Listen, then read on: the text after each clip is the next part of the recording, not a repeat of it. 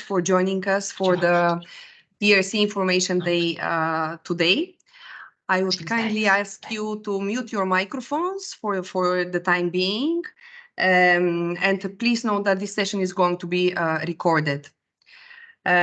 So welcome. My name is Lili Kankaya, and I'm a national contact point for ERC in Malta. I'm also a program committee member here. I work at the Malta Council for Science and Technology. And today the session is co-organized together with European Research Council Executive Agency, ERC. And I would like to very much thank them for the excellent organization and support that they provided to us for this session today. What we have prepared for you today is excellent speakers. We have speakers from ERC. Let me share the agenda. Here you go. So we have speakers from ERC, Fiona Kernan, Dr. Fiona Kernan. Then we have 2 testimonials from successful ERC grantees, one of which is a starting grant, the other one is a consolidator grant. And then we have Professor Jonathan Borge, who is a ERC panel member. The aim of today's webinar is of course, to encourage Maltese participants to apply for ERC funding. First of all, to get to know about the funding opportunities that exist, and second, to even provide more insights about the different grants and about the novelties that the 2024 work program brought to us. And of course, to also learn from the panel member and the successful grantees. So please keep your microphones muted. You can ask questions at any time in the chat box. So you can put your questions throughout. We'll have a Q&A session a bit later on during the event. And I also would like to invite you to register in our mailing list at mcst.gov.mt so that you can keep being informed with our events and different calls that are being open throughout Horizon Europe. We also have social media, Facebook, LinkedIn, and YouTube channels. You can find us looking at Horizon Europe Malta. Just to also mention that at the Malta Council for Science and Technology, we host all the national contact points for Horizon Europe. So please get in touch, not only about ERC, but also about any Horizon Europe opportunities that you might be interested.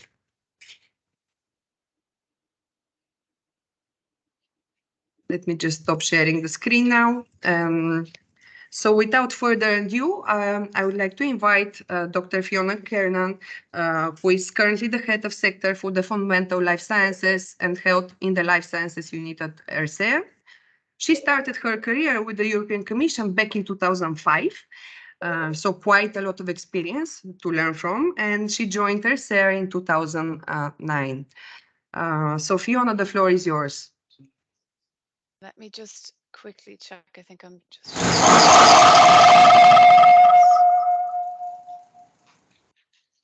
So just give me 1 second while I have 2 monitors. So let me just, I'll share this one instead, and then this should work fine. So. Now, Lily, how is that? You can see the correct screen? Yes. Yes. Okay. I there is an echo.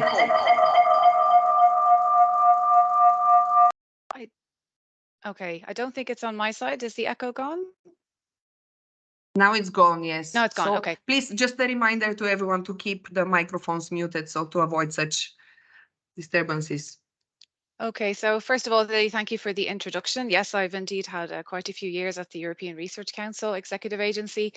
I'm very pleased to be here today to present to you about the ERC grant schemes and the opportunities that are available for researchers. And I understand that today, of course, is aimed at Maltese researchers, but I understand from Lily that we're joined also by researchers and officers from grant support offices across Europe, from Greece, from Portugal, from Lithuania. So I'd like to welcome you all. So I plan to speak for about 30 minutes. I will spend most of the time giving you an overview of the ERC, the executive agency, the grant schemes, the evaluation process, and also some advice on preparing an application. You will, of course, hear more detail about this from the two grantees and also the panel chair, Professor Borg. And then what I'll do is as I'm giving my talk, I will mention some of the novelties that have been introduced for the 24 calls. But just for the last 5 minutes, I'll just give you a quick overview of all of them because I may not have the time to address all of them during my talk, and then give you a summary of the call deadlines. So just to explain what the work program is, we have a tendency to use a lot of jargon. So the work program this is a legal document that's established by the Scientific Council, which sets out how they will allocate their funding for the year. And this is then adopted by the European Commission. And it was adopted just last week. So I know that we've had a provisional calendar on our website and information, but this is now formally adopted and can be taken as official. So as some of you may already know, the ERC is part of Horizon Europe, which is the European Union's research and innovation programme. It runs for 7 years, 2021 to 2027, with a budget of about 95 billion euro. You will see the European Research Council is there resting within Pillar 1, Excellent Science. And the total budget for these 7 years is 16 billion, which represents about 17% of the total Horizon Europe budget. So we're also there in Pillar 1 together with another scheme that you would very likely have heard of, the Marie Sklodowska-Curie actions and also infrastructures. This slide shows the evolution of the ERC's budget from when it first began in 2007. Right up until it shows right up until the end of Horizon Europe 2027. And what I just want to highlight here is that with the funding allocated for the 2024 calls, this means that approximately a total of 950 grants will be awarded from the starting, consolidator, advance, and the synergy grant schemes. I didn't include the proof of concept. This is a scheme that's only available to ERC grant holders, but it's not an insignificant amount of grants that are available, and these will be awarded during the course of 24 and 25. So what about the ERC? I think what sets the ERC apart, of course, is its governance. We have an independent scientific council with 22 members, and the president is Professor Maria Lepton, and they have full authority over the strategy. So they decide how the money is allocated between the schemes, on the peer review evaluation, and they also have a very important role in approving all of the panel member and panel chair nominations. And then they are supported by what we call a dedicated implementation structure, which is the ERC Executive Agency, which is where I'm working here in Brussels. So what has remained unchanged since the beginning of the ERC's foundation is that scientific excellence is the sole evaluation criterion. And this really has been consistent all the way through. And the aim of the ERC is to support individual researchers through these frontier grants, to allow them to compete at a European-wide level in order to undertake ambitious, groundbreaking projects. So what's mentioned here, of course, is that there are no consortia, no loose networks. We do have the synergy scheme, which is for PIs between 2 to 4 PIs, but this is different from, it's not a loose collaboration or a network. This is really where we have 2 to 4 PIs who bring their expertise and their knowledge together to develop a very ambitious project. The funding there is up to a maximum of 10 million without additional funding. Another very important element is that there are no priorities set from the top down. It's all bottom up. So researchers come forward with their best ideas, and research is supported in all areas of science and humanities. And like many funding organizations, we use a system of international peer review. This slide then shows the members of the Scientific Council, and you can see here that they're covering all areas of science and humanities. Not every single area, this would be impossible, but it's really a broad spectrum from Professor Ben Feringa, Nobel Prize winner in organic chemistry, to Liesla Teugard in medicine, and then also Professor Valkarova, who's actually the chair of the widening group, which I will speak about later in my talk. And we have a vice president for each of the scientific domains as well: social sciences and humanities, physical sciences and engineering, and life sciences. So very quickly, this is the building where the ERCEA is housed in Brussels on a sunny day. It doesn't always look like that. And just to explain briefly what our role is, it's to execute the work programme that the Council has established, to implement the calls for proposals, and then once the projects are up and running, to then assist PIs with the management of their grants. We conduct kind of a light, midterm and final reporting, and we also, of course, carry out communication activities like the event that we're doing today to help inform applicants and universities, institutes about the schemes that are available. So why apply for an ERC grant? You may be thinking that, well, it's too competitive, I don't have a chance, why should I go for it? And I just really want to emphasize here that I think the ERC offer grants that I think are quite unique. It's to work on a topic, an idea that you're passionate about, an idea of your own choice, to have a grant that's relatively long term, so 5 years, up to 5 years for the main individual grant schemes, and up to 6 years for the synergy grant scheme. We also hear from grantees that it allows them, they say, to then, once they're awarded the grant, to negotiate better working conditions with their host institution. And what they also say is that in this very competitive market of PhD students and postdoctoral researchers, that it allows them then to attract really excellent people to their team. And another point which is quite important about the grant is that it's portable, so that once the grant is awarded, after 1 or 2 years, or even during the grant preparation phase, you can decide then to move to another institute within an EU member state or associated country. So I wasn't going to include this slide, but as I saw that the profile of the people today was quite, people were from many different countries and different institutes. I just wanted to emphasize that you don't have to be based in an EU member state or associated country to apply. So what you need is a letter of support from the host institution, but you can apply from anywhere in the world. But what you have to do then is to commit to spend 50% of your working time in Europe. The team, you can have team members based outside Europe. And what's also important is that if you're moving from outside of an EU associated country, you can apply for up to €1 million additional funding, and that's up to 4 million in the Synergy Grant Scheme, in order to set up your lab, to hire staff, and just really to support those costs that come with setting up a lab from scratch. So this slide gives a quick overview of all of the schemes. So the starting grant scheme, this is aimed at researchers who are 2 to 7 years post award of their PhD, and the standard maximum is up to 1.5 million euro, and this can then be topped up with an additional €1 million. This additional funding can be awarded not only if you're moving from outside of Europe, but also for major equipment, for access to large facilities. And so, and the same conditions apply to all of the grant schemes, except for the proof of concept. And the starting grant scheme is aimed at researchers who are at that point of beginning their independent research career. You can apply as a postdoc. You don't need to have a tenure track position. We sometimes find that applicants are under this misconception. For the Consolidator Grant Scheme, this is aimed at researchers who are 7 to 12 years post-PhD, and they can apply for up to €2 million.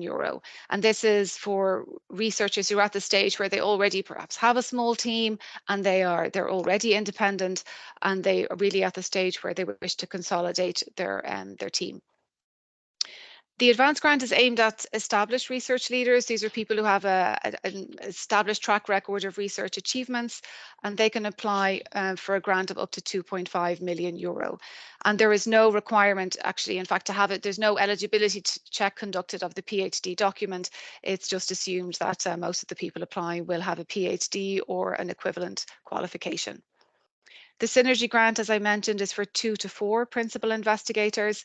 And importantly, one of the PIs can be based outside the EU or an associated country. And as I mentioned, the proof of concept, this is only open to those that hold an ERC grant, and it's for an amount of €150,000. And it's for researchers who spot something in their running project where they think that could be interesting. They'd like to maybe explore the steps in bringing it to market. And it's at really this very early stage of marketable innovation. And this scheme has proved quite popular among the grantees. So as I mentioned, the excellence is the sole evaluation criterion, and it applies to both the research project and the principal investigator. But very importantly, for the 24 work programme, as a result of a task force that the Scientific Council set up on research assessment, they have taken the decision to place more emphasis, more weight on the excellence of the research project. So now if you go to the 2024 work programme, you'll see that the panels are asked to primarily evaluate the research project. It doesn't mean that the PI track record is disregarded, but it's also evaluated, but more with a view to assessing the capacity of the PI to conduct the project. So this is quite a significant change, and you can find more information about that both within the work programme and on our website. I just wanted to highlight that here so that they, as I said, the panels will be asked to primarily evaluate the excellence of the project while evaluating the above aspects of the PI. So we have, for 2024, we will have for the first time 28 panels. So one more panel has been introduced into the social sciences and humanities.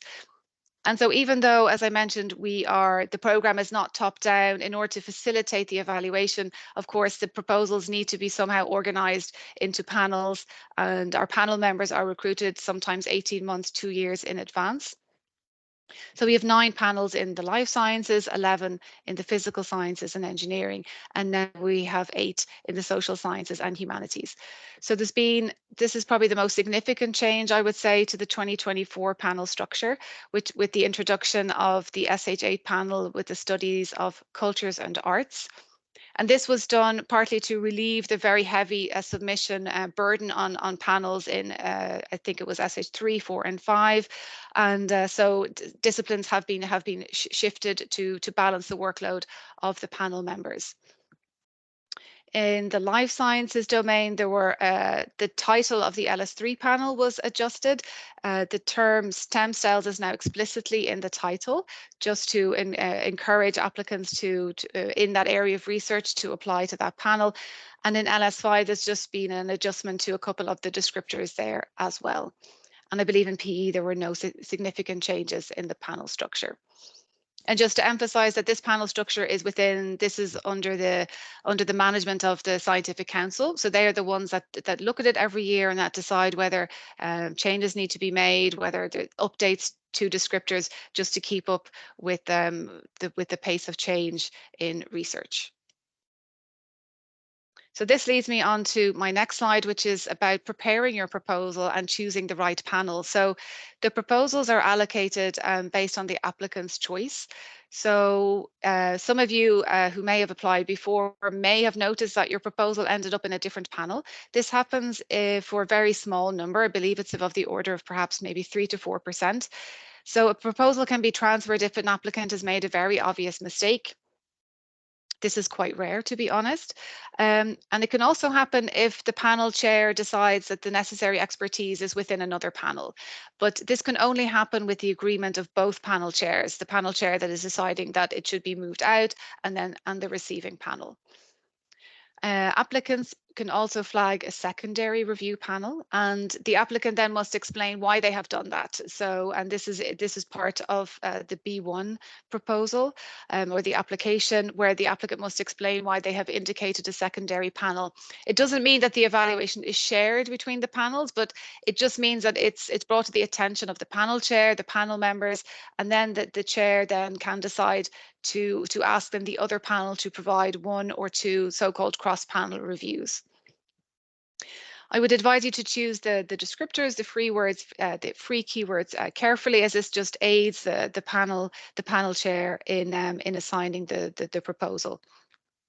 I would also say to choose the panel that best fits your proposal.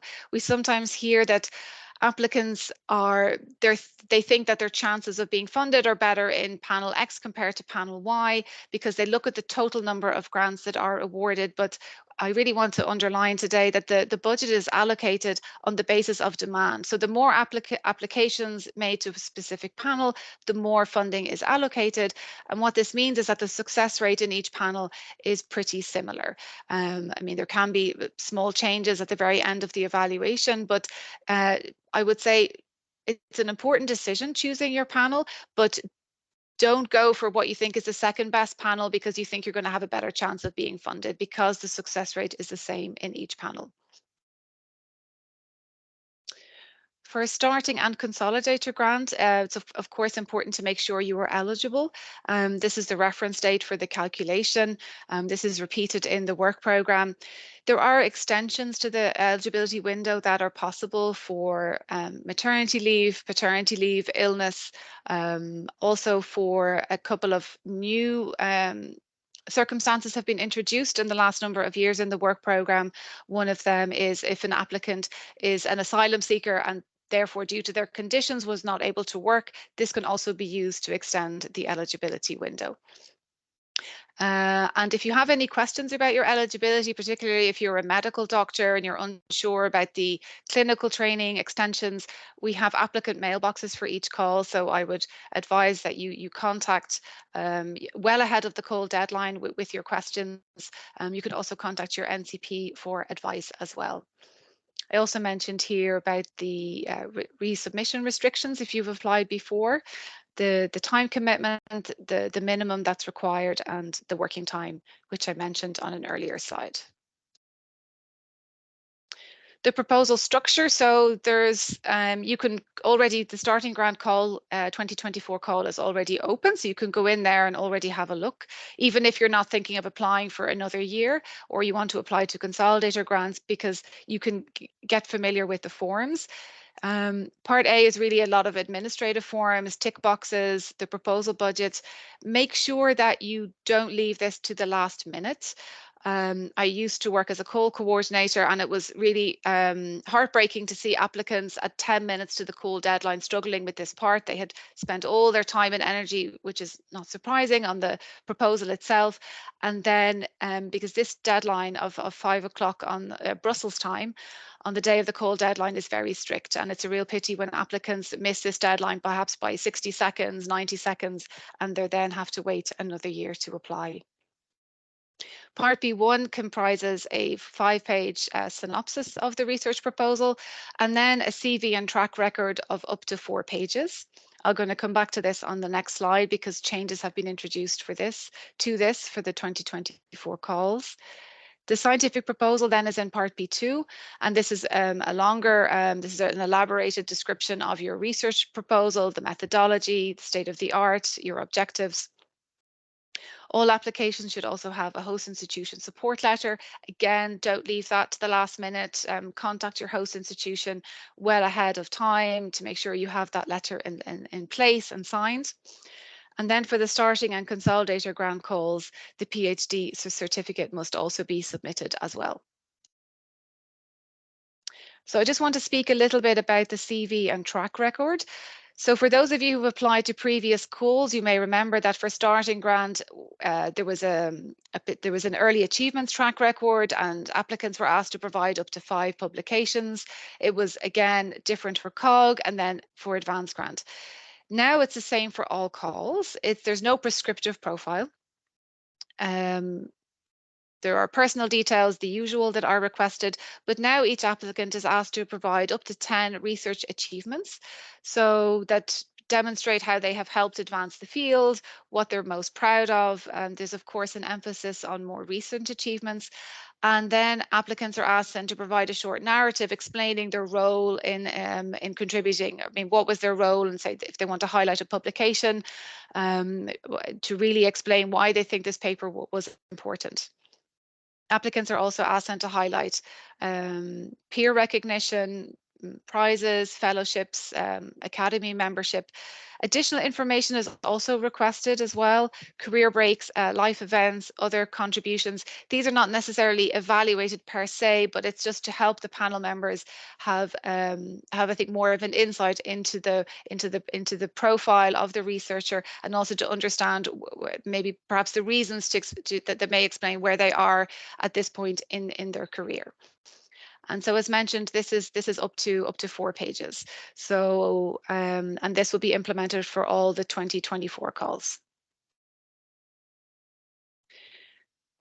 So I've mentioned this already about the research assessment and how now the evaluation will be primarily focused on the research project. I won't spend, I'm just keeping an eye on the time. I think I can skip through this slide as I've already spoken about it. Some tips on preparing the proposal. Part B1 is only seen at step 1. The panel members have no access to Part B2. For Part B1, I would advise you to make sure that that you make the most of the 5 pages, not a lot of space. But within that, to try to make sure that you include risk mitigation. We sometimes see that this is why proposals do not pass from step 1 to step 2, because there has been absolutely no reference. No one is expecting a full page on this, given the page constraints, but a reference to risk mitigation, I think, is quite important, because this is linked to the feasibility of the approach. Beware using too much jargon. The panels, as you can see from the panel structure I showed earlier, even within one LS panel, it covers many different research areas.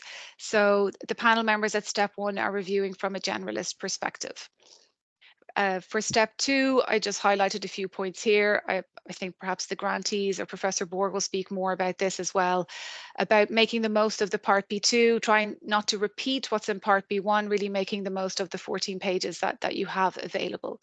And for the resources, it's important to really carefully justify, this is done in the Part A, why you are requesting the money you're requesting, and if you're asking for additional funding, to clearly explain why it's necessary for your project.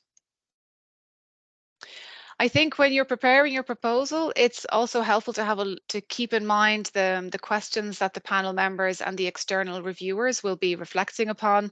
These are the questions, I'm not going to read each one out, but these are the questions that the panel members are asked at step 1.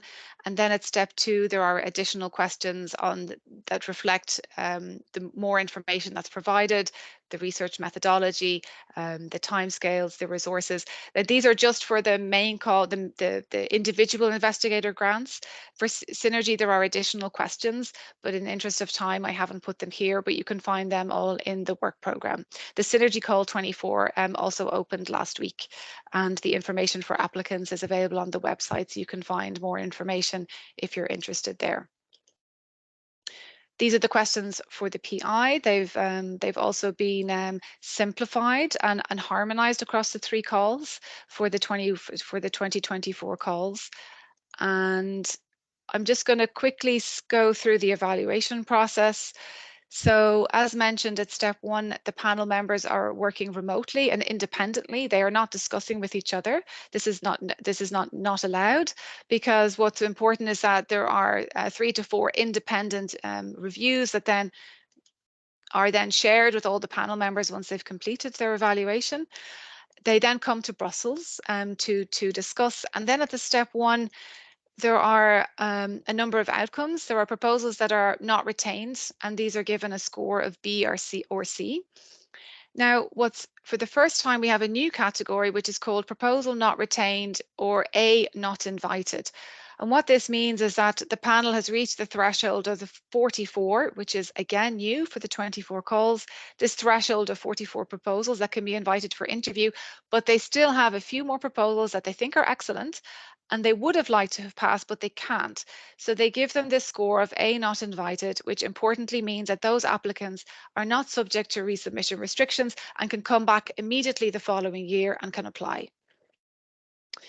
At step 2, the remote assessment is carried out by panel members and remote reviewers. So these are specialists for each proposal. They are, and 3 to 4 reviewers are contacted for each proposal. Well, deliver reviews, many more are contacted because this, of course, the success rate of delivered reviews is about 35–40%. Again, panel meeting in Brussels with an interview for both, for all the applicants at this point, starting Consolidator Advanced Grant, and again for Synergy, although for the Synergy Grant applicants, they are invited to Brussels on site for their interview. And as mentioned here at the bottom, there's the new feature from 24 onwards that for each panel, they will have a limit of passing 44 proposals to the next step.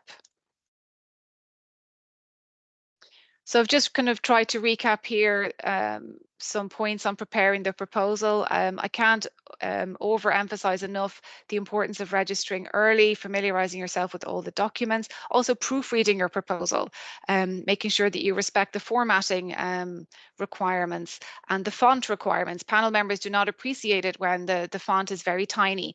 Even though your proposal will not be ruled ineligible, it's important to respect the rules that are there for everyone. If you have questions, I've given some examples of the mailboxes. We have dedicated mailboxes for each of the calls. Another very important point is about getting the written consent of collaborators. Because you may have had maybe perhaps a casual conversation with someone who said, oh yes, I'd like to work with you on this or provide you samples.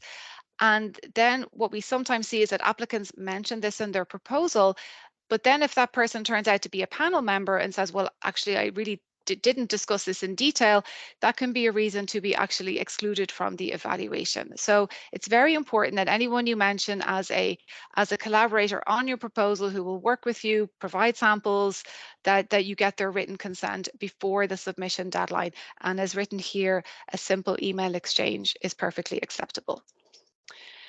So as I think I have 2 more minutes, I've mentioned, I think, some of these points. I will also emphasize here the point about the success rate not linked to academic age.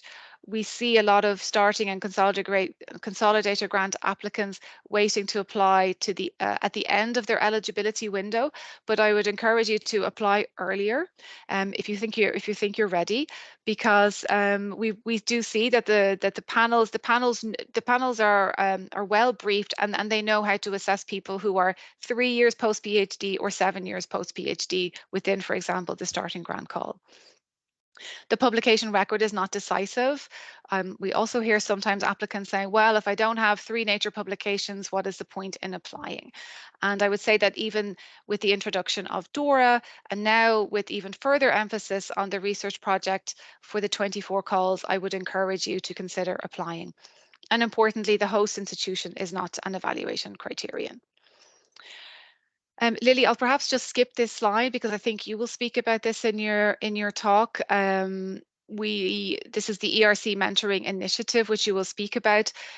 The agency and the council have a number of opportunities for applicants from widening countries, because it's recognized that this is an official group of countries that are recognized as underperforming, and the Scientific Council has a working group on widening European participation, and this is one of the initiatives that they started back in 21, and there's a number of other ones as well. I think if you're interested in this specific topic, as Malta is a widening country, more information can be found at the link below.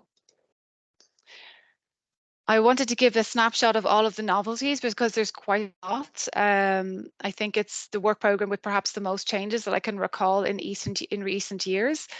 The focus on the research project, the no prescriptive PI profiles, the change to the evaluation procedure with this new category of A, not invited, and the limit of proposals passed to step 2.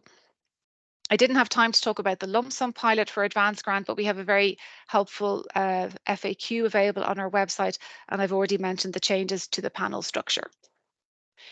The call calendar, I will just draw your attention to the deadlines for Consolidator Grant, because Consolidator Grant is usually closing around February, March. It's closing in December. Please pay attention to that. And the Advanced Grant, This used to close in August. This year it closed in May, and it will go back to an August deadline for the 24 call next year. So with that, I think I will stop. We have a number of videos available on our website, which I can highly recommend. These were prepared by colleagues that I work with, and on how to prepare the application, how to prepare for your interview.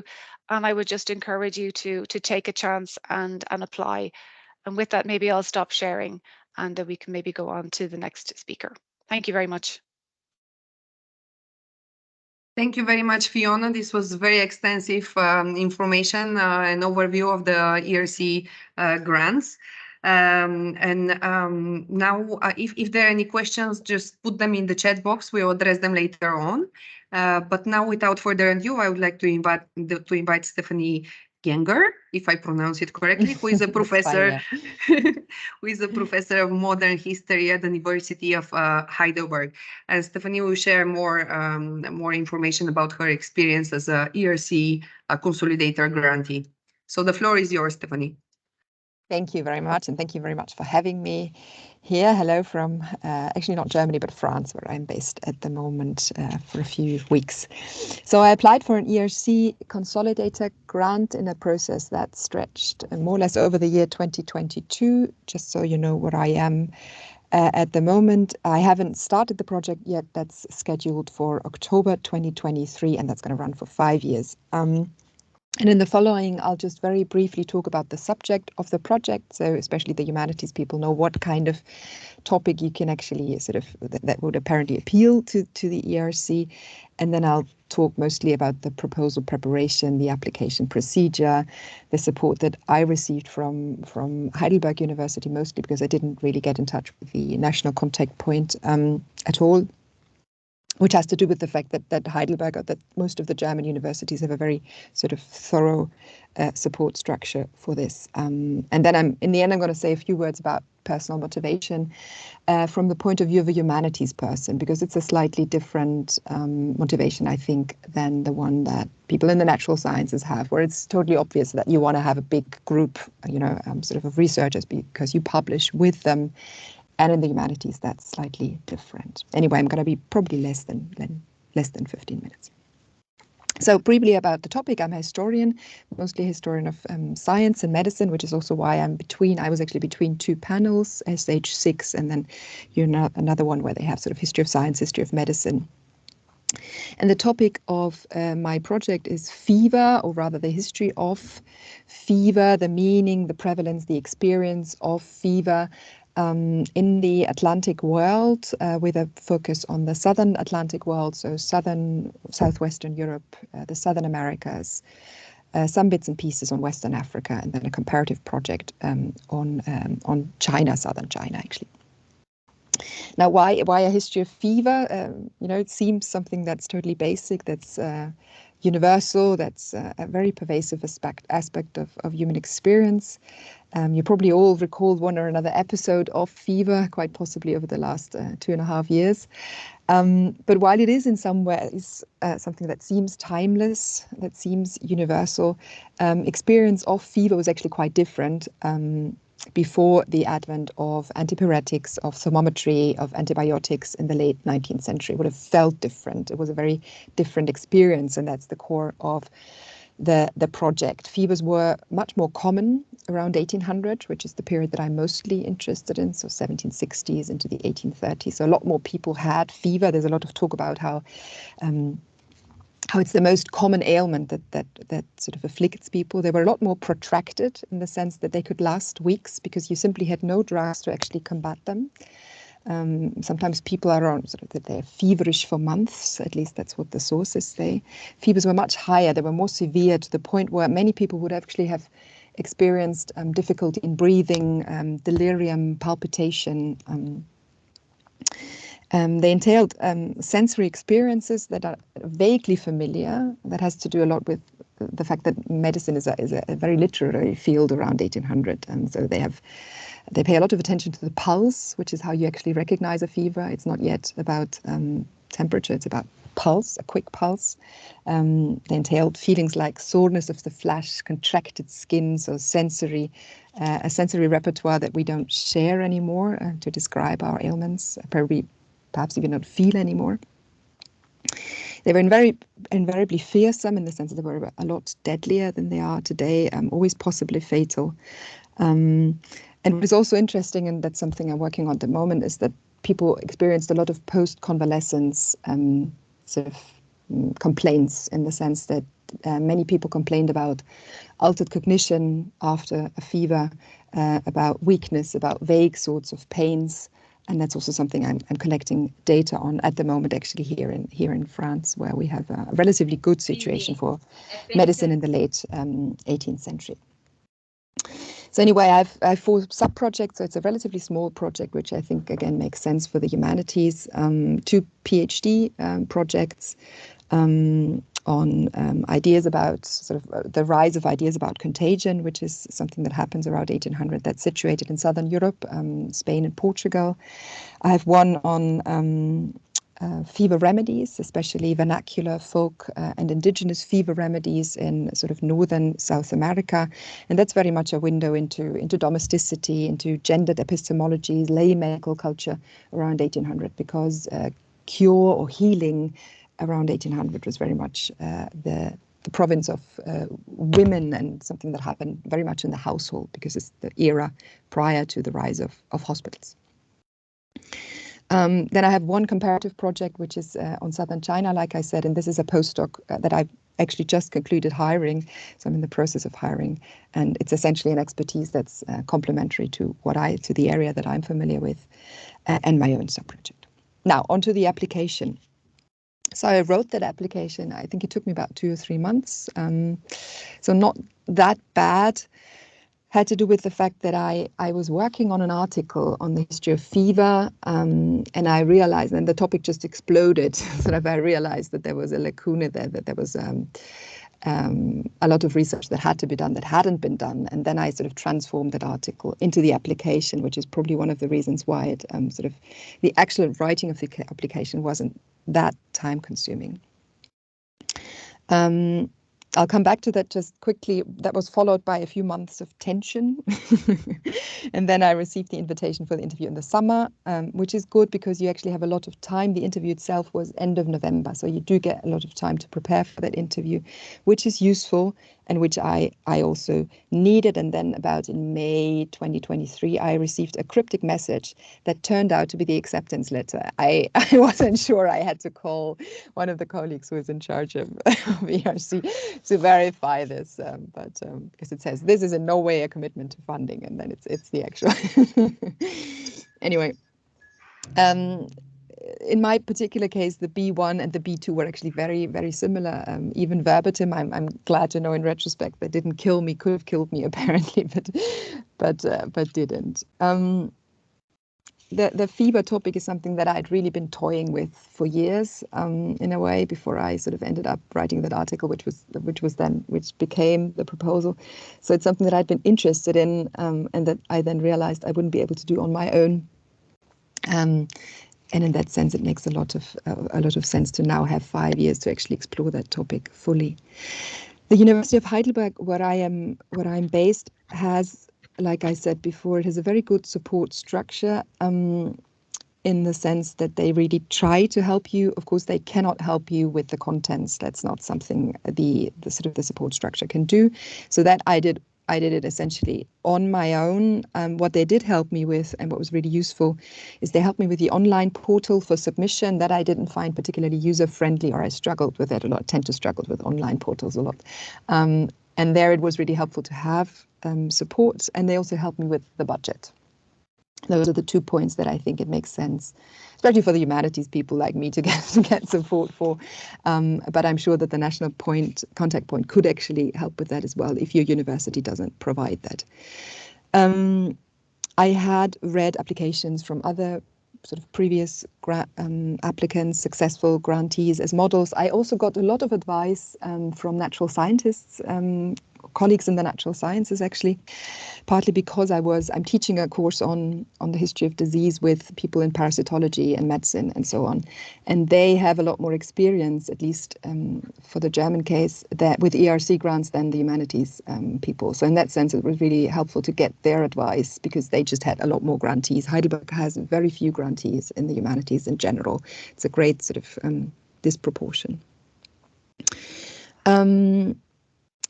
So generally, the university was very keen on that funding. They were very happy to help colleagues as well. What I really found very useful also were the video classes. So I can only support you there. I watched them all, and and I found that extremely helpful. Also, just see the people who are behind that sort of nameless institution. You know, that I found very, very helpful. In terms of evaluation, in my case, for some reason, it was 9 reports, which I found sort of overwhelming when I received it, but it probably was panel members and remote reviewers, or I don't know how that happened, or perhaps everyone just responded and they included them all. But the evaluation was really overwhelming in terms of the amount of work that must have gone into it. There was a lot of emphasis on risk, which I think is partly, you know, something that the humanities people call a discourse, because my project wasn't actually it's very difficult to speak of a risky project in the humanities. You know, there might be the risk of not finding something in the archives, but in general, I think it's that's a term that applies probably a lot more to the natural sciences. I think now they also changed that to the word ambition, which now seems to be the emphasis of most of the project, and probably describes it more adequately. Some of the criticism that I received, and I don't know to what extent that could be helpful, but for instance, the fact that I didn't have an advisory board. I didn't hear in advance that I should have an advisory board, but that's one of the things that people in these reports actually criticized, but apparently that didn't kill the project either. Now, in November 2022, I had that online video interview via WebEx, and I did prepare for that meticulously. So both the contents, because I actually had 5 minutes for the presentation, and that's just something I rehearsed endlessly, because it's very difficult to sort of write it. You rewrite it 10 times. You have to be sure that every sentence is essentially in place. What I also rehearsed a lot was the technology side of it. I had several mock interviews. And like I said, my university takes that very seriously. The Dean for Innovation, the Pro-Rector for Innovation came in personally for one of the interviews and actually checked. One of my first interviews went really wrong for technology reasons, so I couldn't start the presentation, whatever. And that made me very nervous, but also forced me to practice excessively. And in the end, it all went well. And even, you know, looking at the lighting, where do you sit? What's your background? They really... they forced me to do a lot of mock interviews, and in the end, I was quite grateful for it, and not necessarily in the moment. I did quite a bit of research on the panel members, where I could anticipate who they are, because you can kind of find out on the basis of previous rounds about more or less 2/3. You know that about 2/3 of the panel members will be the same, if I understand that correctly. So I did research into their expertise, into their nationality, which in the humanities matters. For instance, colleagues told me to include French sources because there can be sensibilities there. And I did that, and they appreciated it. I think still with the remote setting, it was very hard to know if there were any panel members that I recognized, even based on my expectation of who should be on the panel. I didn't necessarily recognize their faces. Not all of them introduced themselves, or I didn't necessarily understand the names. So it was good to have prepared that in advance. But still, that's a difficulty. You might not necessarily know who you are talking to. In the panel where I was, SH6, another particularity is that there are obviously different disciplines, and the archaeologists seem to be quite strong. So what the advice that I got in advance is like, look at the disciplines who are on that panel. And you don't necessarily have to convince the people in your own discipline, like there were historians of Spain, and I knew they would like the project because it was, you know, within there, they would probably support it. But you have to convince the archaeologists, you have to convince those at the other edge. And I did prepare for questions from the archaeologists, like how would you, you know, with diseases, it's relatively obvious, how would you collaborate, for instance, with my field? And that question did come, and I was fortunately prepared for it. But I sort of, that's something that you might want to take into account, the fact that there are different disciplines, and you might actually have to prepare, sort of convince the other disciplines in addition to your own, or rather than your own. I did think of the questions they might ask. Like I said, I did prepare the answers. Some of the answers I knew essentially from memory, because you only have about 2 to 3 minutes for each answer. So you hardly have time to think really at that moment, especially when you're someone who tends to be nervous. It can be really very stressful. So I was glad to have thought of questions in advance. And they are sort of, you can anticipate most because you know your proposal well. So I was very few questions surprised me, actually. What is also important, the panel made me wait for about 30 minutes before admitting me to the room. That didn't necessarily help my my state of mind, but just something to be prepared for. That's apparently quite normal. And then, like I said, the questions were not necessarily surprising. They did focus quite a bit on the interdisciplinary cooperation that I'd written into it. I think they really wanted to make sure that I knew these people, that that it was not just something I said, but something I could actually do. Some questions about the technicalities of archives and fieldwork. Again, not super surprising. They did ask me why I'd only decided to spend 40% of my working hours on the project and not more. And that was a tricky question because my university doesn't allow you to spend more time on it because they don't want people to take full sabbaticals and to fund that through an ERC. So I'd been forced to do that, but at the same time, it was difficult to answer the question, and because I couldn't be honest at that point. Some of the questions were also just about sort of misunderstandings between nations. For instance, they asked me why the PhD student had a particular kind of contract, and that again was a German requirement, and so on. But in general, the interview was friendly. It was to the point. I didn't feel stressed during the conversation, actually. So it was a lot less deadly than I'd been told it would be. I'd been told it would be like a sort of a terrible atmosphere, and that was not at all the case. It was really, really friendly. And last, just a few words on my personal motivation. Like I said, in the humanities, people are usually not that much interested in having large groups of doctoral students because we do not co-author papers. So that's not really attractive for us. It's just more work. What we are really interested in is time. So I spent quite some time afterwards. Like I said, they don't give you proper sabbaticals, at least at my university, or not more than 2. It's a strange system, and I never really understood how it works. But the ERC essentially gives you money, and the university then decides whether you can actually take off time or not. So what I got in the end was a reduction of my teaching load, which buys me time to write and do research and travel to the archives, which is what I really need in order to be productive and to conduct research, right? Time to sit down, to read books, spend time in a library. That's essentially what makes the humanities person more productive, not necessarily having 5 PhD students.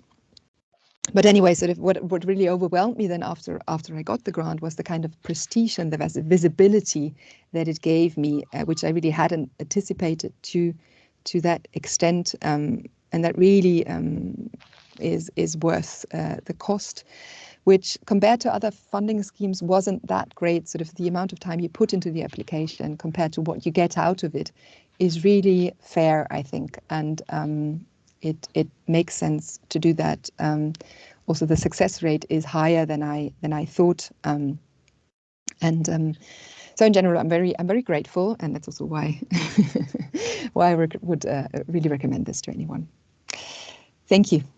If you have questions, post them in the chat. Also, feel free to send me an email afterwards because I will have to disappear in a few minutes if I don't get to answer them right away. Thank you. Thank you very much, Stephanie. Thank you for sharing your experience in the application process, the interview process as well, and sharing some tips with our participants today. In the meantime, there are quite a lot of links, including the ERC classes in the chat. So I would invite you to have a look there. And Stephanie, if you don't mind, maybe you can share your email address in the chat. So if somebody would like to raise a question, because Stephanie can't stay with us until the end of this session. So without further ado, I would like to invite now Alexandra. Alexandra, I'm sorry, but the surname is very difficult for me to pronounce. So I invite you to pronounce it yourself. But Alexandra is an ERC starting grantee at the Institute Pasteur. So she's going to share her ERC adventure. The floor is yours. Thank you. Do you see the presentation? Perfectly. So my name is Aleksandra Deczkowska. You're completely excused. I will try not to repeat what Stephanie just told you. I was in the panel SL4 Life Sciences, and my topic was about body-brain communication. We are trying to understand how signals from the body can shape the brain through an interface called choroid plexus. It's a membrane tissue. And this is the original slide from my presentation to the ERC panel, where I also introduced myself with this slide, and this will tell you why this topic and why am I doing this. So I worked on the choroid plexus before in my PhD in a specific context. I wanted to expand it, but it was very annoying that the tools to appropriately study this tissue were missing. So I did my postdoc in another lab that was creating tools for molecular biology to solve this kind of problems. And when I opened my lab, it was all about using the tools from my postdoc to study the topic of my PhD again with proper comprehensive technologies. And this is exactly the basis of the project that I proposed to the ERC committee. Now, this is a very nice story, which is, of course, constructed. The real story of me applying to ERC is this. I really didn't want to, okay? In part because I first had my lab, and then I published my postdoc paper, which made me eligible to apply for the ERC starting. While everybody else that started the lab already had the ERC, so they are smart, and I'm just lucky, right? I also got to be eligible around 6 months after I opened the lab, so I was tired. It was still in COVID 2021. We had a lot of problems ordering staff, hiring people. I really didn't want to be creative for 20 pages of highly condensed, beautiful text that had to be perfect. No. And I really heard this last year thing that Fiona mentioned, that if it's not my last year of eligibility, I will probably not get it, so maybe it's not worth it. Well, if you live with your imposter and you know yourself a little bit, you know not to listen to these voices in your head. So I decided to verify my ideas about me not being really in the mood of writing ERC. I gave a chalk talk to one of my departments, to the neuroscience department, about my ideas, what I wanted. If I was writing ERC right now, these are my ideas. This is my 3 aims.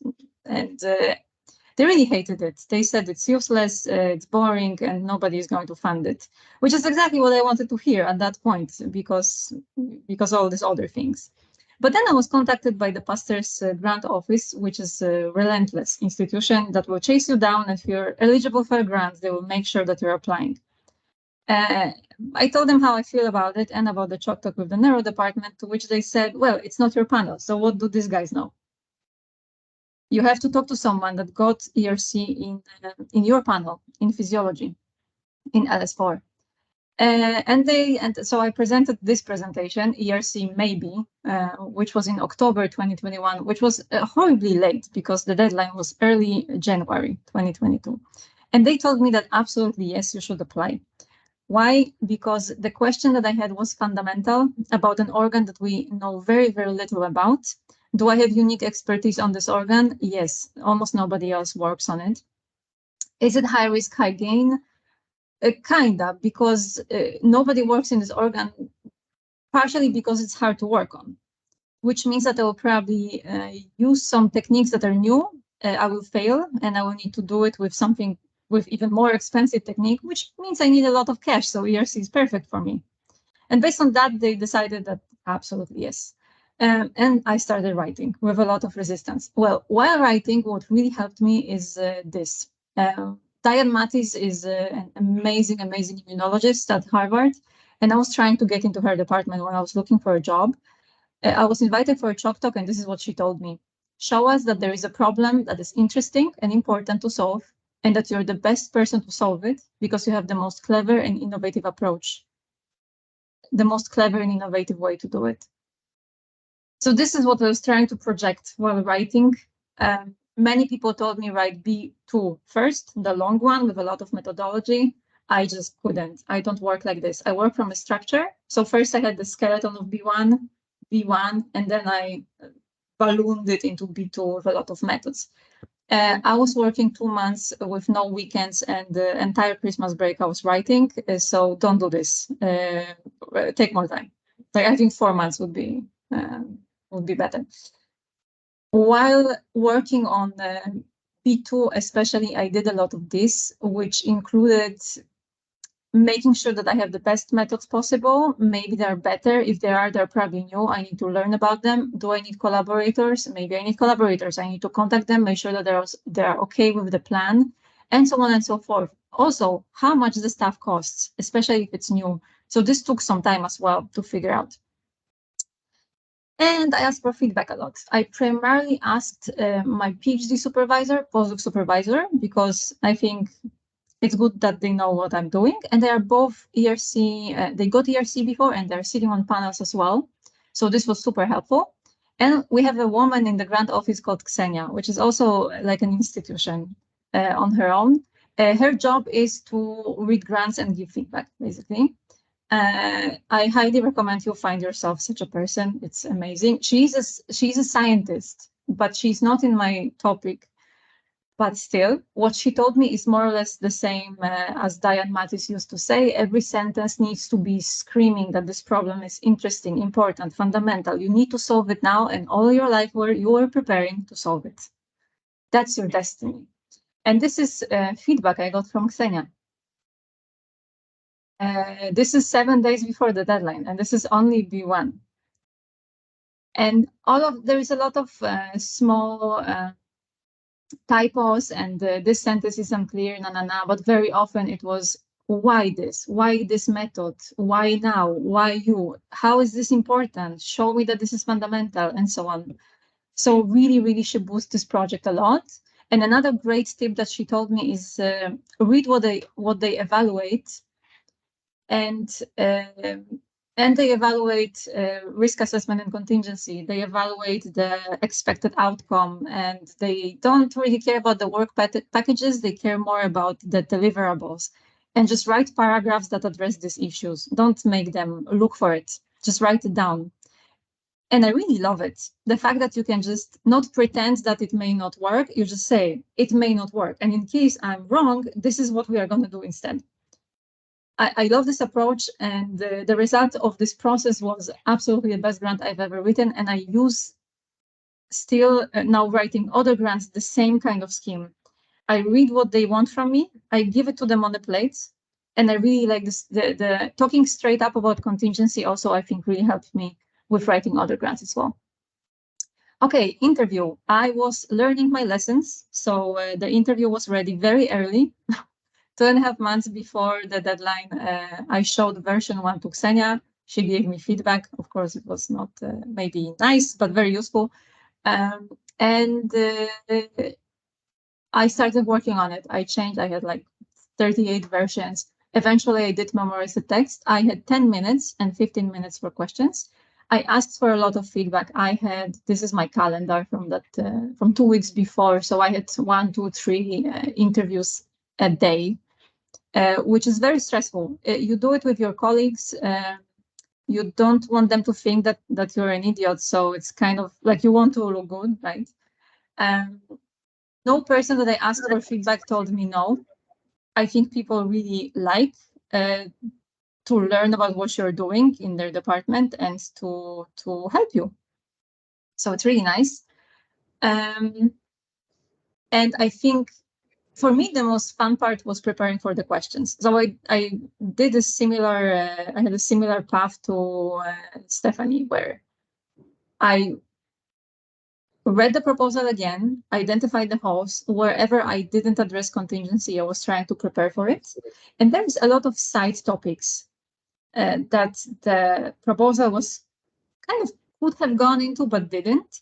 So I started reading all these old papers that I was citing, but I didn't read for a few years, all this new stuff that came out recently, and it was really, really fun. It was also in the summer in France, so nobody's working, no meetings. Just me in my office learning about my favorite thing in the world, the choroid plexus. And I really felt I'm becoming an expert in my domain much more than before.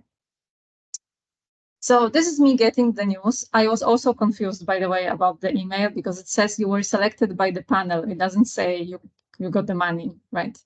I was in a conference and my friend got a new phone and I was teasing him that I heard that the camera in this phone is not that great. So he kept taking stupid pictures of me and this is how it came about. My first feeling was, oh my God, what do I do now? And because it is a lot of money and it's public money. It's a lot of trust and it's a lot of responsibility. So this was actually the first thought, and the attention, which is, saying it with a positive word, is the recognition or the fame that you get that is really useful actually for recruiting people. But yeah, it was a bit overwhelming. Again, even if I didn't get it, I think what happened is that I feel more confident in grant writing, especially addressing contingencies. I think a great thing that I learned. And I feel more of an expert in my field because of this process of preparing for the questions of the panel. And that's it. This is my amazing team, whom I partially abandoned while working on this ERC, but it was totally worth it. And this is how we celebrated drinking champagne in Champagne. And as I said, I also got other grants afterwards using a similar way of writing and addressing my ideas that are on the side of the ERC. It's not the same topic, but the scheme, I think I adapted writing it in a similar way and it really paid off. And thank you very much. Thanks to you for sharing this experience and especially these images. I think on how you were preparing yourself. Definitely, I think it's kind of a tip for our potential applicants as well to follow. Very interesting experience, and thank you for being with us today and sharing it. Now, I think it's time to proceed with our next speaker, and then after that we can. I'm seeing that there are some questions, but many of them being addressed already.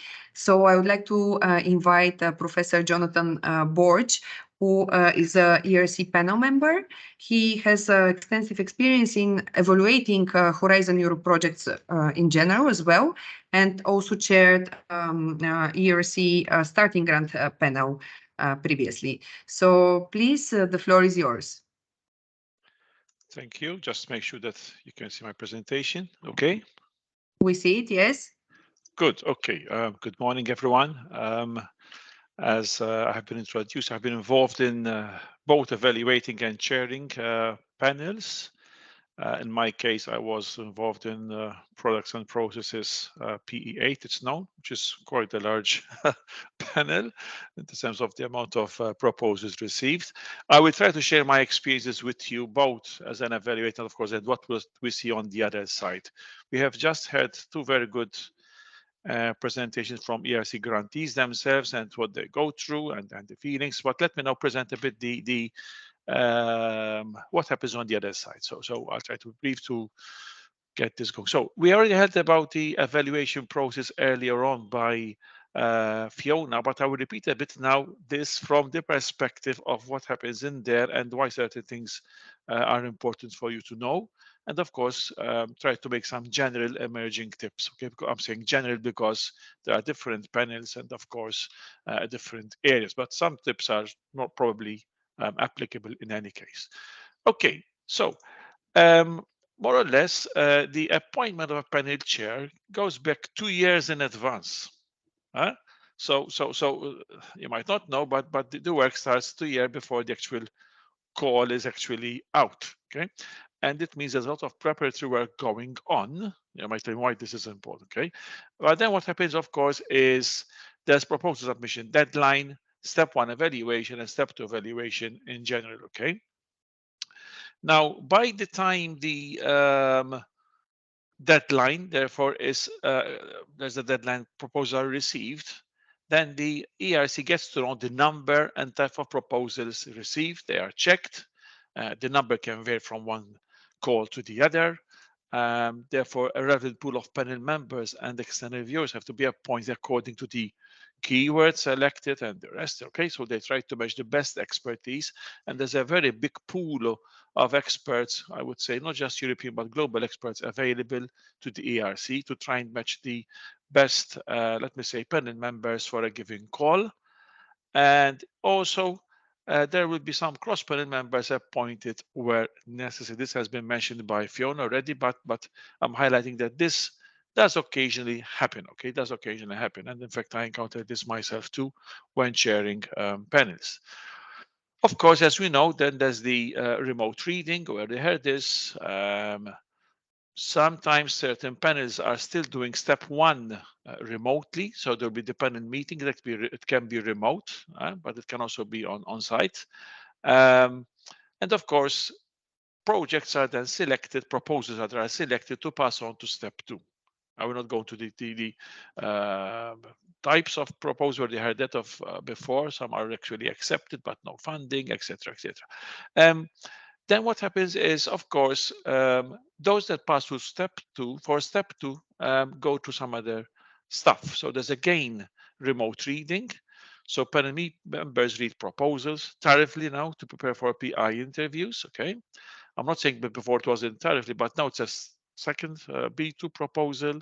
There's a bit more detail involved, and they have to prepare even better for the interviews.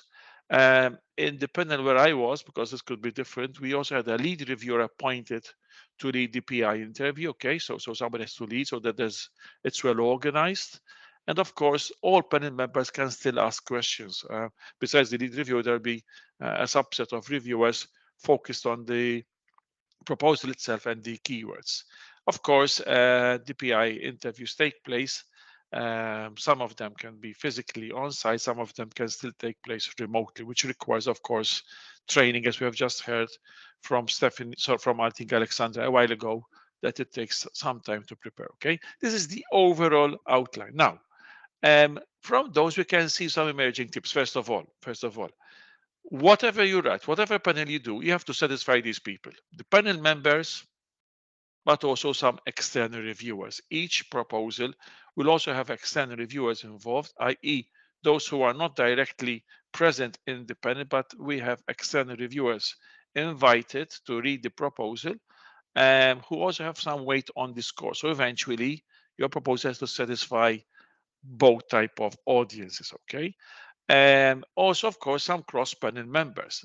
Now, eventually, as you can imagine, the most important part is the selection criteria. So these panel members, external reviewers, are reading your proposals with respect to the selection criteria. And also remember that the panel meetings can be very long meeting days. I can tell you they are very long meeting days. So be aware that some panel members, you don't have to make it easy for them to read, you know, because it's a lot of work, unbelievably a lot of work. And also, if it's being held even remotely, there are time zone issues. So some people could be, you know, attending a meeting in very odd hours at their end. So the easier you make it for them to read and understand, although they would have read it before, of course, but they then need to present arguments at the panel meeting. It's something which is cannot be underestimated. So for that part, of course, be clear with respect to each criterion. What are your objectives very clearly? What is the breakthrough? And we'll come to these in some other slides. Risk engage in the wider context too. Provide convincing arguments. And remember that your proposal will be read by specialists in your field. A lot of the work done by the chair is actually trying to match individual proposals with the relevant panel members to ensure that there's good expertise. But also, and there will be also less specialists. I'm not saying they're not special, but there will be less specialists exactly in your field. But you have to be convincing to both. So this is the trade-off of when you write a good proposal. Okay, and that's why some time is required. In terms of the step 2 evaluation, then again over here, what it means is that issue that your B2 proposal includes a detailed budget, although it has to be concise, it has to be detailed with convincing arguments. You don't just say, you know, this amount for this. You have to also why is it required? Why is it really necessary? Check well also the interview instructions, because from panel to panel these can vary in terms of timing, number of slides, etc. And of course, explicitly answer questions being asked in a concise yet convincing way. Easier said than done, but as we had, we have to practice. You have to practice. You have to have colleagues asking you even dummy questions to try and think what could be the type of questions being asked. But let's go a bit more into detail now. So where do you actually start from? You know, where do you actually start from? Clearly, you have to understand, first of all, the type of grants available. We had this again by Fiona before. There are different types of grants available, so you have to decide where you are at your current stage eligible to apply for, which type of ERC grant. And clearly you have to, I wouldn't say read, I would say study the program very well to ensure that you're addressing what you're being asked. Some very high level, therefore basic tips, for now basic tips, okay? Study the program very well and understand the criteria that needs to be addressed in your specific grant application. Okay, I'm not saying read, I'm saying study on purpose. Use a good title for your research proposal and also a convincing summary. Do not underestimate the impact of your title and summary. Why? As these are the first impressions of what your research is all about, and also what it tries to actually try to do. So although it's not, you're not actually going to be, let me say, evaluated on the title and this time, but it gives the first impression. So think also very well on the title and summary. Of course, structure your proposal according to selection criteria. Use appropriate section headings to help your evaluators, the panel members, to follow what they need to find in your proposal to see how you're addressing the selection criteria. Remember, a picture is worth 1,000 words, and I must be here precise in saying that it's a good picture which is worth 1,000 words. I mean, sometimes certain pictures make things a bit worse. So make sure that you have a good picture to add to your text where necessary. If the proposal is interdisciplinary, you should include a statement as to which other panels can match your proposal and which one panel is the main reviewing panel. This is key. This is very important. It has already been highlighted by Fiona. I must say this is very important because you have to ensure that your proposal finishes in the right panel. Okay, there are some cases where yes, a proposal can be moved from one panel to the other. Of course, both panel chairs have to agree, but it's your responsibility to, in a way, make sure that you are using the right keywords that truly reflect the content you're presenting. In terms of some now more specific tips, okay, yes, there are two main criteria, the research project and the principal investigator. Yes, now there's a bit more emphasis on the research project, but I would still say you should highlight, of course, both and take care of both. They both are very important, okay? Yes, both can, one can be a bit more, let me say, looked at in terms of research project, but it's important that you, let me say, address both because every little mark score can help you, you know, go above certain other projects. Because in a way, whatever you're doing, you're going to compete with other very good proposals. So try to address both well. Some very high level tips. Of course, you're asked to address whether the project addresses important challenges. So besides what you are normally doing in terms of the science, but how does it contribute to some EU policy? For instance, if you're working on the energy sector, you know, or trying to do something related to energy. You have to mention why this is important in terms of the EU Green Deal, you know, that sort of stuff, how it contributes, and also how will science and society benefit with such research results. You're asked to, you know, whether we have an ambitious project in front of us. So the panel has to check whether it goes beyond the state of the art. So you need to be convincingly demonstrate that your proposal is indeed ambitious compared to others in your area. You need to also clearly argue and demonstrate how your objectives will contribute to results substantially beyond the state of the art, not just incremental, but it has to be in a way substantial, because it has to be, quite I think, quite ambitious. In terms of some tips on the scientific approach, ambition of the proposed research methodology. Of course, here you need to present a good scientific approach, research methodology, outlining how your set objectives can be systematically achieved. You have to provide a story of how one thing leads to the other to be convincing that in spite of the risk available in your research, you have a story, you think you are the best in solving this problem. And many times over here, some clear flow chart or diagram will of course help. You have to also present the timescales, resources, the PI commitment. Again, here, you need to present arguments backed up with brief work package descriptions, timing, but even important here are the results, the delivery is coming out, okay? You have to also convincingly demonstrate the percentage of time that the PI will commit. I mean, not say, I'm going to work, 50% time and full stop, but how? Be convincing. Is somebody going to be taking up your time? Are you going to be released? Is it being discussed?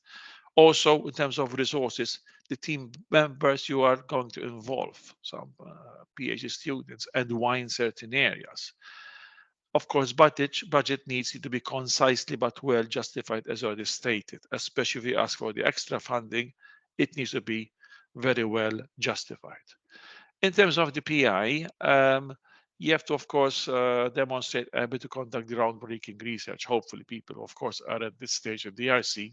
They will be in that stage, but you need to be convincing. So mention awards received for some research performed, not just publications or invitations to address international research activities. Those sort of stuff can all put the panel in a better position to assess and be more convinced that you are really of that state.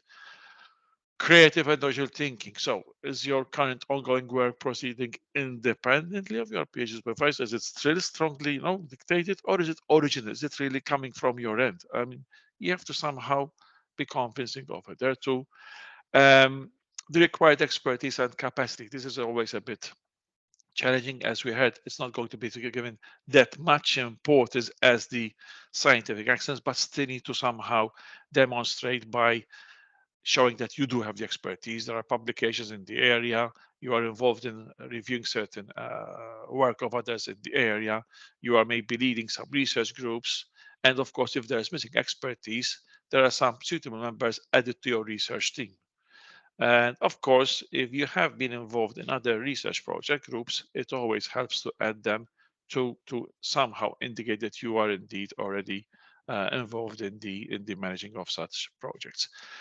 One tip I would also suggest to keep your biography webpage updated. Why? Because evaluators tend to sometimes, check a bit more deeper, although the evaluation is going to be concerned on your proposal, but people get to know, a bit more about you. They like to see what sort of work you do. So it's important you have a good and updated webpage. Step 2 interview. Check qualitative instructions. I said timing, not all are the same. For our panel, they had 5 minutes and then 20 minutes of questions. We gave a lot of time for questioning. The number of slides allowed, the content allowed. For us, it's not all panels allow the use of GIF images. So you have to make sure that you are abiding with these instructions. The representation within time allowed, which means what? As we heard from the previous ERC grantees, you need to practice and practice to make sure that you can deliver a good presentation within time and also with convincing confidence. And be prepared to answer questions related to also budget, in particular to clarify amounts requested. These are things that don't just focus on the scientific part, but also look at these aspects, which can be also asked during the interview. And of course, try to be convincing in what you are trying to address and answer, because that helps in coming across as you are confident in what you are actually doing. Okay, some conclusions, so not to drag this further. So study well. I would say the take home is what? study well the ERC funding program and the criteria of the respective ERC grant. It's obvious you need to understand that at the end of the day, the panel is going to evaluate your proposals with respect to the criteria. And those proposals that can somehow show in a more convincing way that the criteria are being well addressed, they have a better chance of passing from step 1 to step 2 and eventually also being funded. Plan well in advance as sufficient time is required. We already heard this from your previous presentations from the ERC grantees that it takes time, although proposals are not long in terms of pages, but the amount of time required to polish them up, to be convincing, to ensure that criteria are being convincingly addressed requires sufficient time.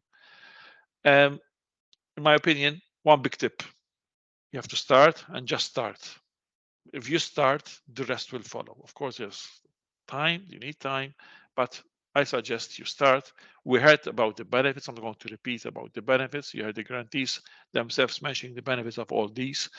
And of course, for further clarifications, besides the ERC itself, I highly recommend that you consult your NCPs. Okay, I'll stop over there and pass on the screen back to yourself, Lily. Thank you.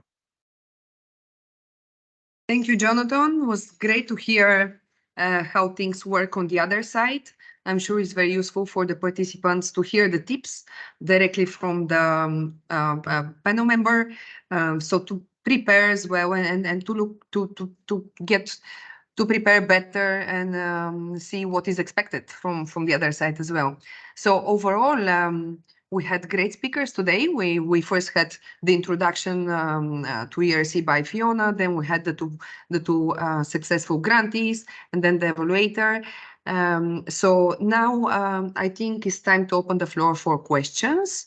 I see that there was some questions that have been already addressed in the chat. Many people were asking for the presentations. The presentations will be available on the ERC website shortly. The link is already in the chat. We will also share with you the recording later on. This will be shared by email to all those that registered, because we know that there were some people that were not, they registered but were not available to join live, and they were interested to follow the recording. So all this will be there. There were some questions to the speakers and they were replied in the chat.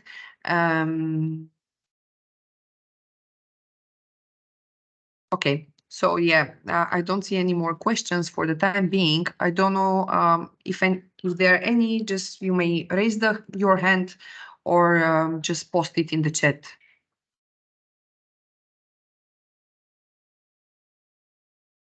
Okay, we have one question now. Two questions actually from the same person, and then we have a raised hand. Let's start with the one in the chat. So first question by Avram: is it better to deploy research at global scale, different environmental characteristics with more diverse societal characteristics, or is it better to focus at European scale? And then second question is, when you are connecting engineering, life sciences, social issues together, what is the better way to choose the panel to submit the proposal? I don't know who would like to reply to the question. I would try to answer, because probably they are more related, but also maybe Fiona can add her comments too. Regarding the first question, I mean, there are some different questions. Okay, clearly one of the first questions being asked on the importance of the research over there, that can probably be a bit more high level. Okay, and to how it contributes to the European scale, etc. But then, of course, in terms of the objectives and what it's going to try and do, and how it can, should I say, result in a breakthrough in science, then that has to be a bit more specific. I don't know if Fiona wants to add something over there. No, I don't have anything to add to that question. I think it very much, depends. I think it's hard to answer this in a general way, actually. Yeah. Okay, regarding the other question, when you are connecting engineering, life sciences, social issues together, what is the best way to choose the panel to submit the proposal? I mean, I'm going to answer here, of course, in what I can imagine here. Okay, it really depends on the proposal, because although there are normally, in this case, there could be a number of fields, but probably one of the fields will be, more dominant. It is mostly being driven by this area.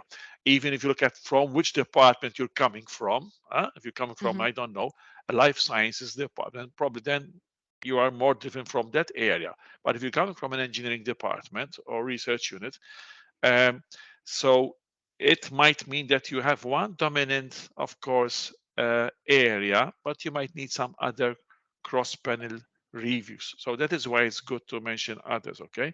But you need to decide which area you're trying to really, contribute to. Again, maybe the others can answer this question. Maybe just as Professor Bohr said, I mean, there has to be a home panel for your proposal. So, and this is where it's important to choose the free keywords carefully. So I think, of course, there's probably, I don't recall now the actual limit, but to use as many as possible. This will then really guide the panel chair then saying, okay, we may need actually a cross-panel reviewer from 2 panels, in fact, not just one, and maybe we can go for 2. So I think that this, it really depends proposal by proposal. I would also encourage you then to talk to other researchers, talk to mentors to get some guidance as well on this. Of course, it can be helpful to look at what's being funded from particular panels, but just be aware that panel descriptors and panel titles are shifting. So, so just a word of caution there if you're looking at projects and what's being funded from particular panels. I just already answered, Lily, the question about the advance grant. I mean, years ago, there used to be a co-investigator for the advance grant, but I think this only ran for 1 or 2 years. So the only scheme where it's possible to have more than 1 PI is for the Synergy grant. Yes, thank you very much. Are there any more questions to our speakers today, please? Okay, another question. If my CV lacks any standout items other than relevant publications, does that decrease my chance of winning the starting grant? Maybe Professor Borg, yeah, you can start. Of course, having some proof of research and research track record is a good indicator, but it doesn't mean that you are not or decreases the chance of your winning the starting grant, because the criteria doesn't explicitly mention you need a number of publications. Again, it depends on the type of grant, but you mentioned that starting grant over here. So it depends, of course, what you mean by relevant publication. But again, I'll pass back to Fiona. I think she can answer this one too. Yes, so for the starting grant, the one requirement is that to have at least one important publication as main author, or without the participation of the supervisor. But then I think, thinking now to the new PI profile for the 24 calls, if there's a reason, I mean, first of all, it depends at which stage you're at. If you're 2 years post PhD, this then will be evident to the panel. You could also perhaps explain, well, look, there are limited funding opportunities at national level in terms of maybe applying for fellowships, or I haven't had the chance to go to conferences, and explaining why. And I think this is where perhaps kind of providing more background to your profile may aid the panel. I mean, it's a competitive process. I mean, the success rate for the starting grant is about 13-14%, but I wouldn't automatically exclude yourself because you don't have anything yet. So thank you, Fiona. There is another question now, another 2 actually. So the first one, about the publications, you can mention 5 publications. Should you specify the most recent or most relevant or highest impact factor citation publications? Okay, so just to clarify, so I mentioned the 5 publications during my talk, but that was in relation actually to what we had before. So that was the starting grant applicants were asked to provide up to 5 publications. Now this is gone, and it's up to 10 research achievements. So this can include publications, and there is an emphasis on, you mentioned about the most recent. So the emphasis there is on including the most recent publications and the most relevant. The Scientific Council, of course, has signed DORA. So panel members are, of course, they are advised and briefed not to use the journal impact factor as a shortcut or as a means to assess PIs. It's really about focusing on the content of the research, the impact it had, and so. But it's and of course, I mean, the number of citations that your publication received is, of course, an element that can be used in the assessment, but it's it should be seen in a broader picture. So that just metrics alone are not being used to assess applicants.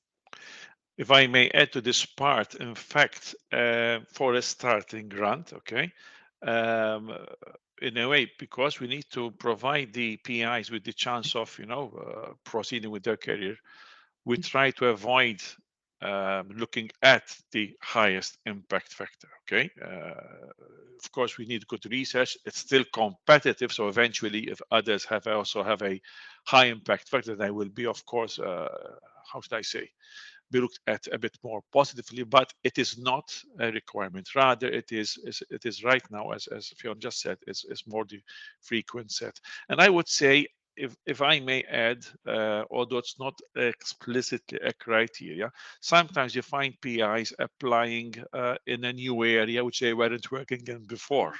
Mm-hmm. And that is a bit sometimes difficult. So they shift to a completely, I would say, completely new area. Okay, not overlapping. Just be careful. Mm-hmm.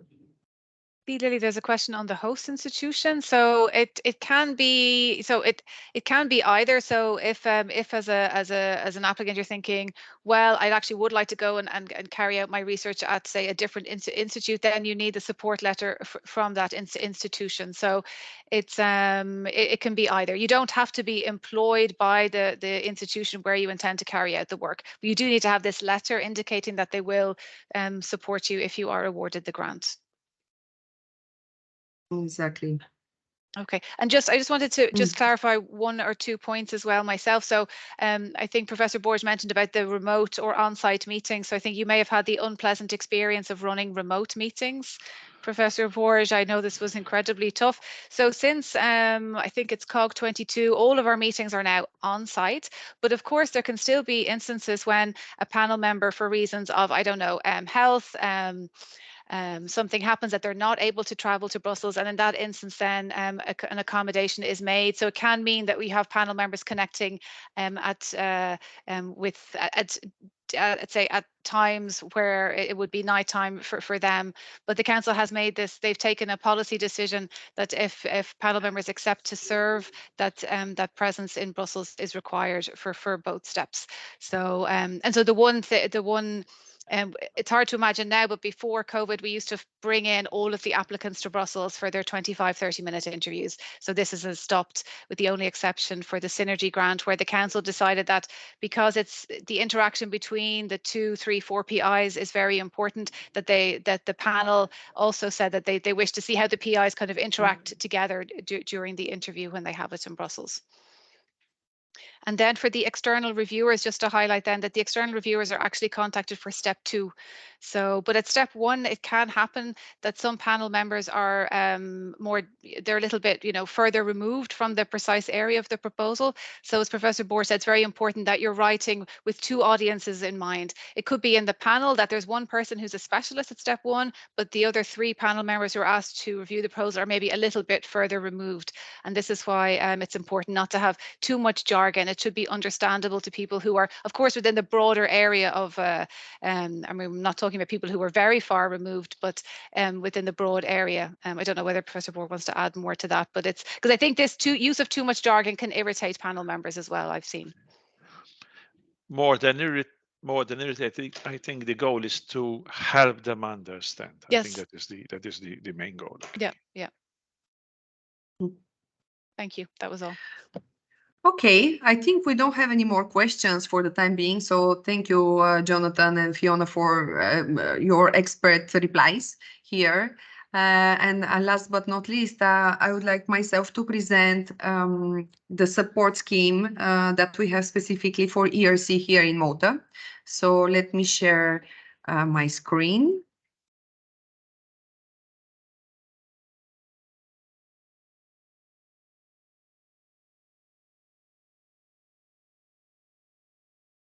Okay, so first of all, as a national contact points, the service that we offer is we provide feedback on your proposal. Of course, this is not going to be on the research part, not on the technical part, because we are not experts in the field. However, we can provide you some tips and suggestions on the structure, on what is missing, what more to add to make it more good for the call. We do partner searches, but this is not here really applicable for ERC. We organize dedicated workshops and trainings. In the past, we also had specific ERC proposal writing trainings. And now we are putting a bit more effort on the support scheme, specific ERC support scheme, which I will present you in the next slides. So what is the ERC support scheme? This idea came directly from the ERC mentoring initiative. So ERC had launched in the past years this opportunity where they have a list of mentors. They composed a list of mentors. Mostly these are ERC successful grantees, ongoing grantees, and also some panel members. And the idea is that we'll match our potential applicants with those mentors. So we launched the ERC support scheme back in end of 2001. So it's already running for nearly 2 years. And the idea is that this opportunity will strengthen the application, the proposals of our local grantees. So just to repeat for our foreign participants today, that this scheme is only applicable for applicants that are they may be not Maltese, but they're intending to apply for ERC with a Maltese host entity. Okay, so this is important. You might be based abroad, but you may decide to apply for any of the ERC grants with a Maltese host entity. So the call is open mostly throughout the year. This year it opened in March. And it will close on 15 September, but we'll reopen it again early next year, and we intend to keep it open throughout the year with the different cutoffs. This year we had 2 cutoffs, one of them already passed, and then the call will then close on the 15 September. So what is it? There is a short application form where you can apply either for option A, which is the mentoring initiative, which I mentioned in cooperation with ERC Executive Agency. We provide up to 5,000 euros for this.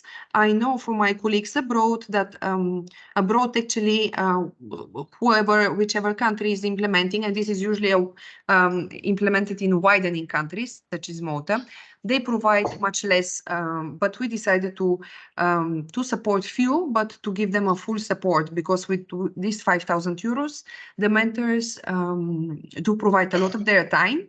And also applicants can also visit the ERC grantees if they wish to, those mentors.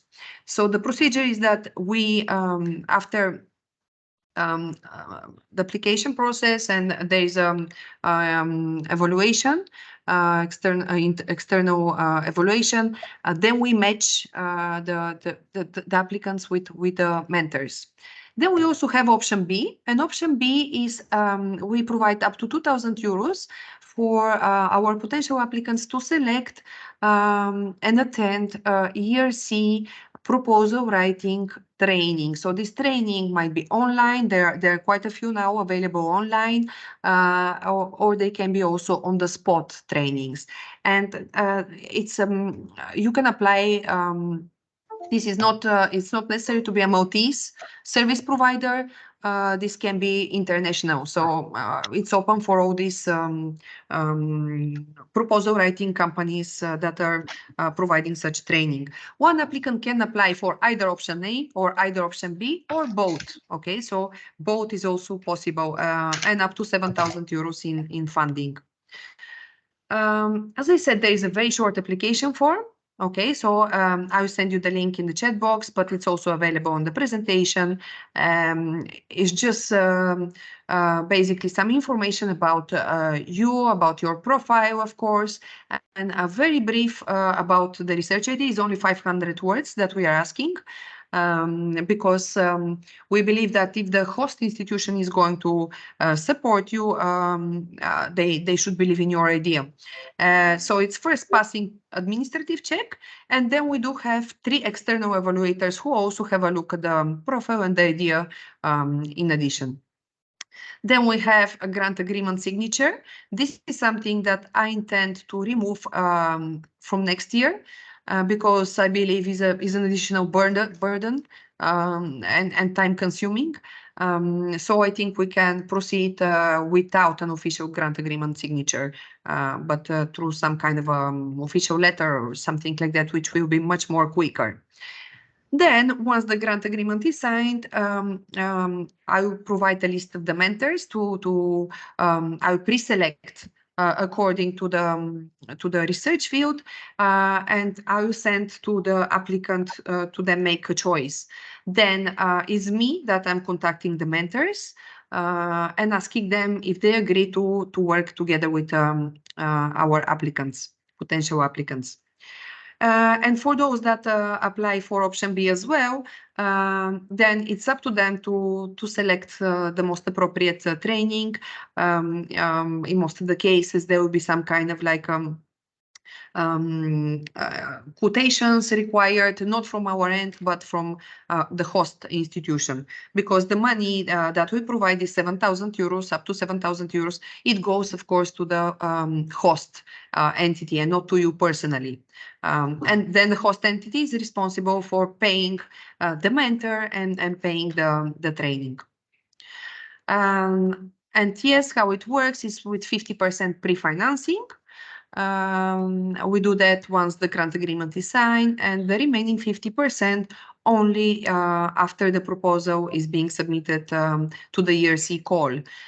So in case of a failure of submitting the proposal, the ERC support scheme applicant will receive only or the host institution rather, will receive only the 50% of this up to 7,000 grant. And as I said, one can apply for option A, option B, or both. Here is just our general email address and my personal one. So do get in touch with me, especially if you're planning to apply. I do have a set of links and important documentation that I can help you with. We can, of course, set one-to-one meetings and discuss the proposal and eventually the support scheme as well. So thank you very much. Let me stop sharing and we can see if there are any questions at that point. Okay. When is the proposal writing training scheduled in Malta, if any? For this year, we didn't plan to have any specific ERC proposal writing training. We already had some Horizon Europe General ones, but for this year, because we decided that we'll give much more effort to the ERC support scheme, and we are currently helping some applicants. So this serves eventually from the past experience that we had from those that we supported through the ERC support scheme, and in particular through the mentoring initiative. We have our applicants very satisfied with the service that they receive through them. So it's not a proposal writing as such, the mentoring initiative, but it goes through one-to-one meetings, proposal reviews, and so on. And then, if you intend to apply for the ERC support scheme, you can apply for option B. And option B is the proposal writing training, which you choose yourself. It's not to happen in Malta. It can happen anywhere in Europe or online, and we just give up to 2,000 euros for you to sign up for this training and attend it.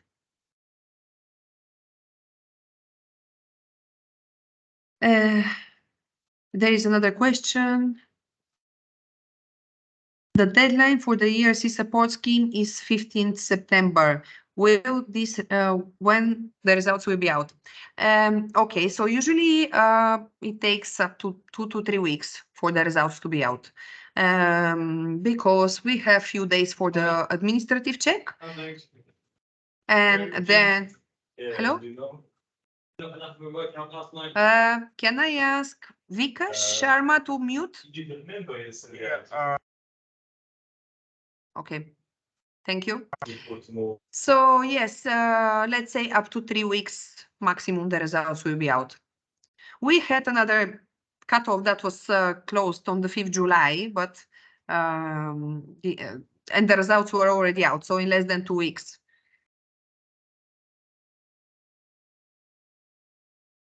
Okay, I don't see any more questions now.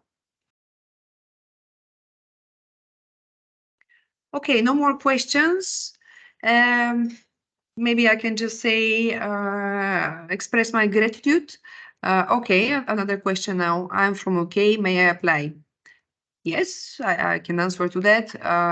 There are no restrictions on nationality.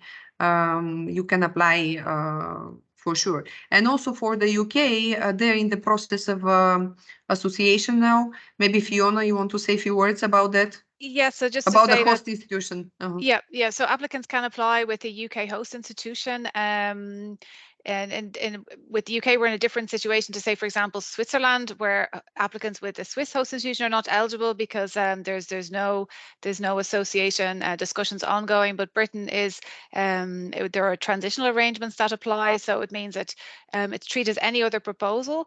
But when it comes to the grant preparation, for the last few calls, what has happened is that applicants are awarded the grant, but in order to be eligible, they then need to move to an EU member state or associated country to spend the required 50% of their time. So some applicants are moving with their grant, other applicants are declining the ERC grant, but then they are funded by UCRI.